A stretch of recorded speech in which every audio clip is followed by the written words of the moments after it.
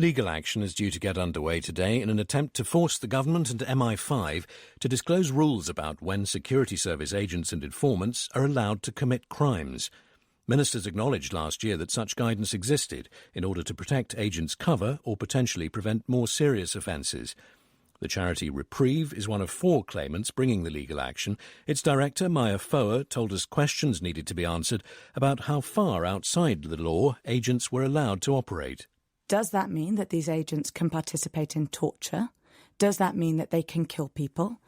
Would that make it acceptable for us to torture a 5-year-old child of a potential suspect because we think that they might have important information? What are the limits of this policy? We hope that would not be the case. We do not expect the security service to stoop to those levels.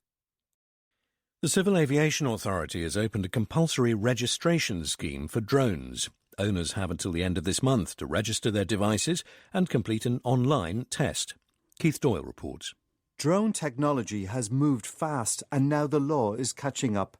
Drone owners must register their devices and pay a £9 annual fee. They will then be given a unique registration number which must be displayed on their device. In addition, anyone who wants to fly a drone, including children, must pass a free online test to show they can operate it safely and legally. The new regulations apply to drones weighing more than 250 grams and come into force at the end of this month. Anyone who fails the 20-question test or does not register faces a fine of up to £1,000. The illegal flying of drones caused huge disruption at Gatwick Airport last year, and there have been numerous near misses with aircraft. The airline pilots union BALPA says the scheme is desperately needed to ensure a collision between an aircraft and a drone is avoided.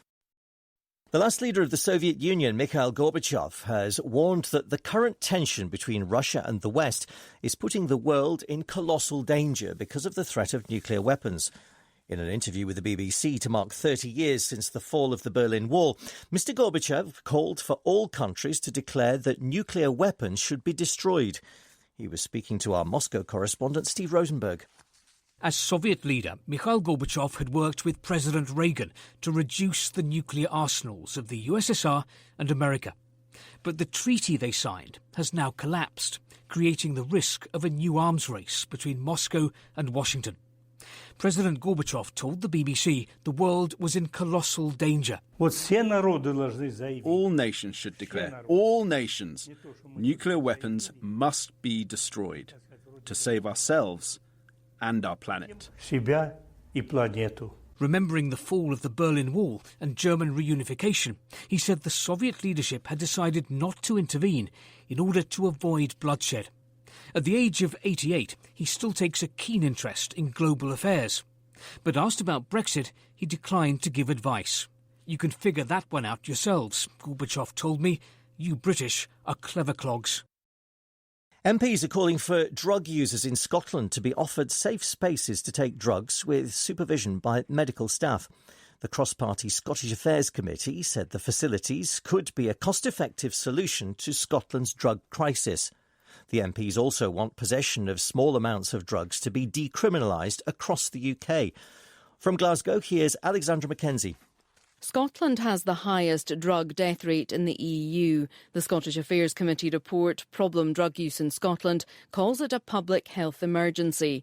It says the UK government must introduce safe places where people can take drugs in a supervised environment and recommends that drugs for personal use should be decriminalised. The report says the UK and Scottish governments must work more closely together, and if the UK government won't implement the recommendations, the power to do so should be devolved to Holyrood.